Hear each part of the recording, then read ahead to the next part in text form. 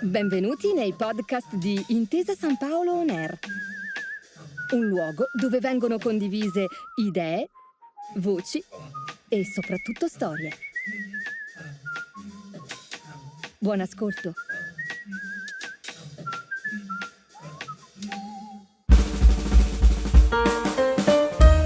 Le ragazze del secolo scorso è un podcast a cura dell'Indice dei Libri del Mese per Intesa San Paolo On Air, dedicato alla vita di importanti figure femminili che hanno fatto la storia del Novecento italiano. Dalla politica alla letteratura, dalla scienza allo sport, hanno combattuto contro le disuguaglianze sociali e per i diritti delle donne, oppure sono state le prime a distinguersi in campi eminentemente maschili. In questo episodio ascolteremo dalla voce di Chiara D'Ippolito la storia di Lidia Beccaria Rolfi, maestra elementare, staffetta partigiana, arrestata nel 1944 e deportata nel lager femminile di Ravensbrück, dove rimase fino al 26 aprile 1945.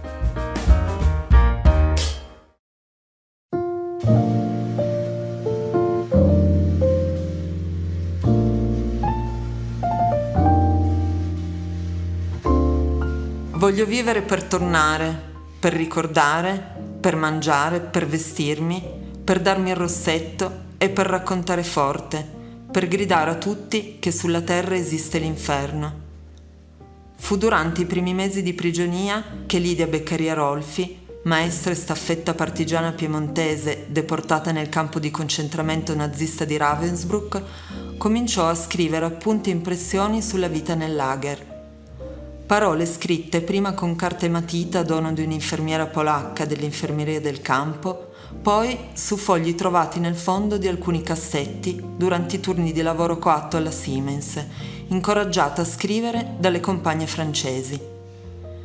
Parole che registrano le esperienze più forti della vita concentrazionaria, ma anche disegni dei luoghi di casa, nomi e date che la tengono legata per un soffio alla sua vita, trascrizioni di termini francesi e tedeschi, poesie che ricorda, Dante, Carducci, Gozzano, Pascoli, Leopardi o le insegnano le compagne.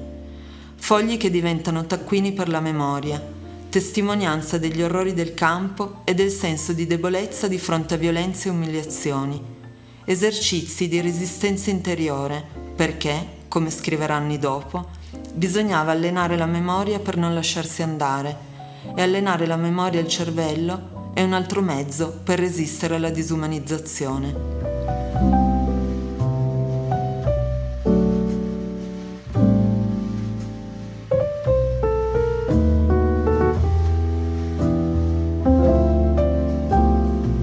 A Ravensbrück Lidia è arrivata nel giugno del 1944, a 19 anni. Nata a Mondovina il 25 da una famiglia contadina, studia nelle scuole di regime. Educata ad amare il duce, come la maggior parte delle sue coetanee, è una giovane italiana. Sono di estrazione contadina, ultima di 5 fratelli. Ho avuto un'infanzia serena, libera, senza nocivi condizionamenti familiari. Le prime parole che ho imparato a scrivere sono state Eia Eia Alala, la prima lettura Duce ti amo, il primo disegno la bandiera e il fascio littorio. Vive con entusiasmo la dichiarazione di guerra del 1940, anche se presto, con i racconti dei reduci dal fronte, in particolare quello russo, arrivano i primi dubbi. Le morti che hanno colpito i soldati e i civili in città, le sofferenze che vede intorno a sé, l'occupazione tedesca provocano in lei una reazione istintiva alla tragedia della guerra e, ancora in forma acerba, un desiderio di opposizione.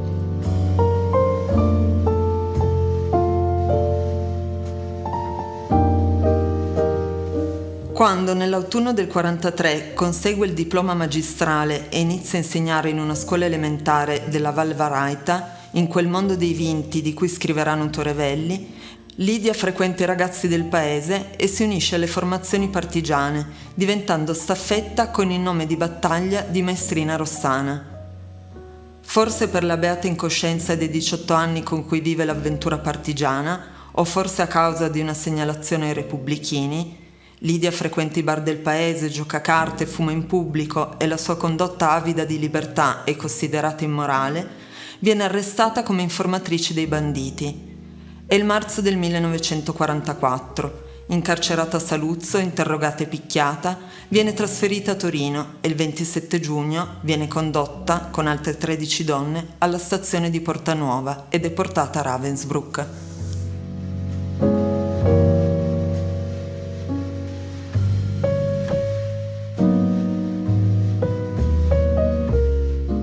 Ravensbrück ci appare davanti all'improvviso. Nessuna persona normale può immaginare l'aspetto di una città concentrazionaria, una città concepita, studiata e strutturata apposta per violentare la persona, per umiliarla, per distruggerla, per renderla bestia. Numero di matricola 44140, Lidia rimane nel lager fino al 26 aprile 1945. Non si è mai ex deportati, era solita dire Lidia Beccaria Rolfi.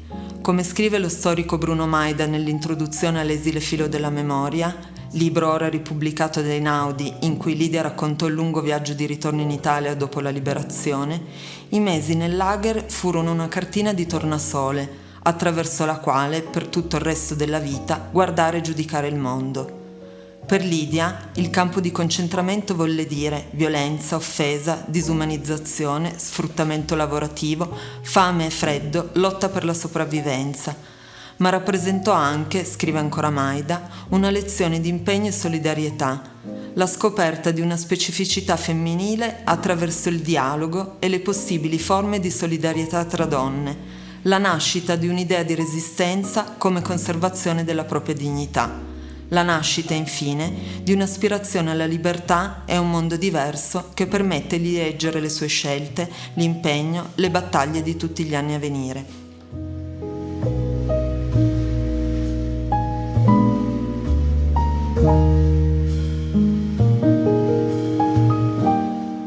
Per Lidia ancora il lager significò doversi confrontare con l'incredulità e il dubbio, vedersi negare il tentativo di raccontare la propria vicenda di deportata politica. Durante il viaggio di ritorno, dagli ex internati militari che incontra attraversando la Germania. Una donna non è un soldato, di solito sta a casa e, in fondo, se si è salvata, qualcosa deve aver dato in cambio ai tedeschi. Una volta tornata a casa, anche dagli antifascisti, che di deportazione poco sanno e quella femminile proprio la ignorano.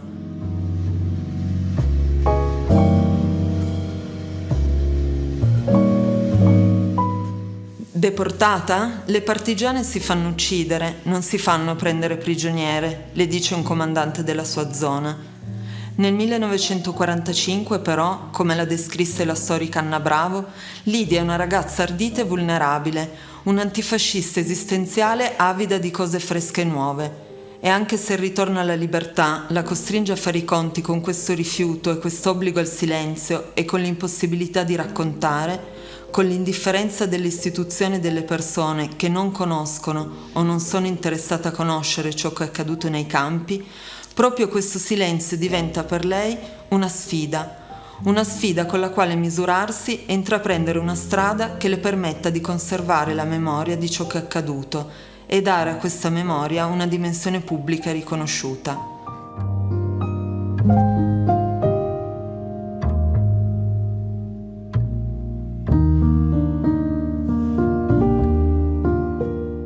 Tornata a insegnare in una piccola scuola delle Langhe, dove un insegnante fuori dalle regole, fraternizza con i genitori dei suoi studenti, legge libri e giornali politici, trascura le preghiere in classe, Lidia si impegna con tutte le sue forze per gli alunni dei paesi più abbandonati, combatte contro moralismi e ipocrisie e contro la rigida divisione dei ruoli dei generi che arriva da un'epoca per lei ormai vetusta.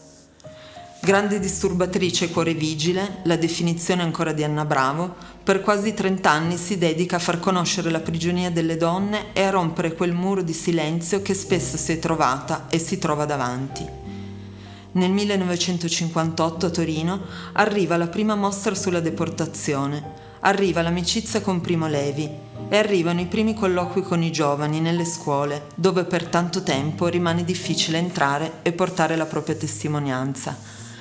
Nel 1978, insieme a Anna Maria Bruzzone, Lidia scrive Le donne di Ravensbrück, prima opera analitico-narrativa sulle deportate politiche, primo libro in cui viene tematizzata la deportazione femminile. Trasforma la sua vita in una battaglia civile affinché la memoria delle donne deportate diventi una memoria fatta di parole che non siano al calco di quelle dei maschi, ma che riconducano un'irriducibile specificità femminile. Combatte nelle scuole in ogni occasione pubblica per prendere posizione contro i crimini del presente, convinta che compito dei sopravvissuti sia testimoniare il lager, ma anche essere portavoce di tutti gli oppressi, di coloro che non vengono ascoltati. Divenuta una delle figure più importanti del Novecento, Lidia Beccaria Rolfi è morta nel 1996, ma il filo della memoria che ha tessuto per noi rimane ancora forte, insieme all'acutezza del suo sguardo, alla profondità della sua testimonianza e al modo in cui ci ha raccontato il male.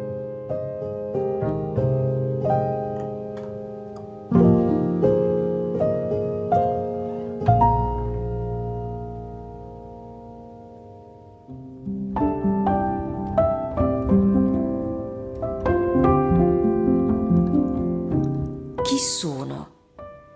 Non sapevo come incominciare. La domanda più banale, chi sei? Presumeva una risposta chiara, sintetica, la declinazione burocratica delle generalità, come avviene a scuola o negli uffici. Ma in quel vecchio magazzino trasformato in cucina dormitorio, in un punto imprecisato della Germania, con i liberatori in cortile, sola, senza niente se non una casacca a righe, un numero, 2 libricini di appunti, un mozzicone di matita e una scatola di acquerelli nascosti in fondo a un sacchetto, senza pettine, senza spazzolino da denti, piagata nelle gambe, coperta di furuncoli purulenti. Come spiegavo chi ero? Chi sono? Ve l'ho detto, mi chiamo Lidia. Sono piemontese di Mondovì. Ho 20 anni, li ho compiuti il mese scorso. Quando ero in Italia facevo la maestra elementare in un paesino di montagna. Sono diventata partigiana. I tedeschi mi hanno arrestata e mi hanno deportata in Germania, in un lager, dove eravamo tutte donne. Raccontai tutto d'un fiato. Raccontai il lager, il lavoro, le compagne, le capole, SS, il forno crematorio, i bambini, l'appello del mattino. Mi sembrava di raccontare un film, un libro, la storia di un'altra persona. Mi ascoltavano attenti. La giornata era lunga, pioveva, bisognava far passare il tempo e almeno la mia era una storia nuova per quei 14 italiani che da 20 mesi lavoravano nei campi di quella fattoria sperduta, vivevano in quella cucina fumosa e al fondo del letto, unica finestra sul passato, avevano inchiodato la fotografia dell'amorosa, della moglie, dei figli, della famiglia. Mi ascoltavano in silenzio. Quel lager di donne li incuriosiva, non ne avevano mai sentito parlare. Solo Carlo, l'internato che mi aveva trascinata fin lì, aveva visto le colonne di deportate durante l'evacuazione e di tanto in tanto annuiva e confermava. Quando mi fermai, quando chiusi il fiume dei ricordi, qualcuno azzardò le prime domande. Volevano sapere dei partigiani. Che cosa era successo dopo l'8 settembre, quando li avevano fatti prigionieri? Volevano sapere dei tedeschi che avevano invaso l'Italia, di noi che eravamo finite in lager, diverso dai loro, che si chiamavano Stalag, dove c'erano solo italiani. Mi fecero anche un'altra domanda che doveva aver solleticato la loro curiosità fin dall'inizio del mio racconto. Ma i tedeschi, sì, mi capisci, non vi hanno usate voglio dire come si usano le donne. Hai visto anche tu come i russi usano le tedesche? Tutti gli eserciti lo hanno fatto in guerra. Lo abbiamo fatto anche noi. E le donne ci stavano per una pagnotta, per una gavetta di minestra, per una maglia. Le donne in guerra vanno bene anche per questo. Come dovevo rispondere? Offendermi? Erano contadini quasi tutti e io conoscevo bene la cultura imperante a quell'epoca, per cui le donne erano considerate fattrici e animali da soma, rispettate se erano le donne di casa, la madre, le sorelle, mentre le altre erano tutte ipotetiche puttane, dalle ragazzine che rincorrevano nei campi alle mogli degli amici che pizzicavano la sera durante la veglia. Quella stessa domanda, dopo il ritorno, quando incominciammo a parlare in pubblico di lager, imperversò per anni. Libri come Casa di bambole, film come Portiere di notte, fumetti sadomasochisti sui lager femminili l'avevano resa quasi obbligatoria, e a quella domanda ho imparato col tempo a rispondere. Io allora non mi offesi. Non sapevo ancora nulla dei diritti della donna.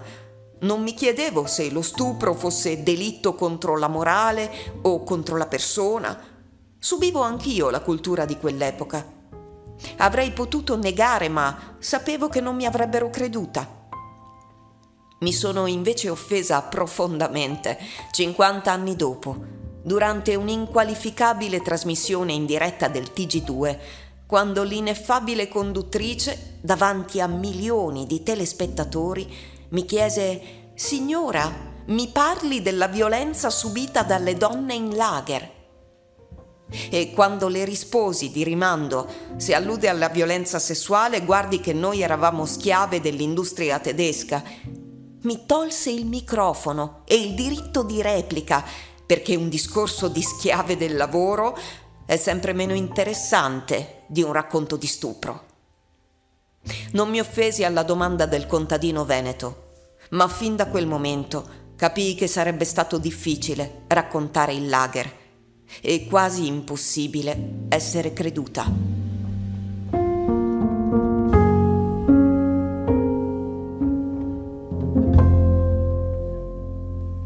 Lettura tratta da L'esile filo della memoria di Lidia Beccaria Rolfi, Einaudi.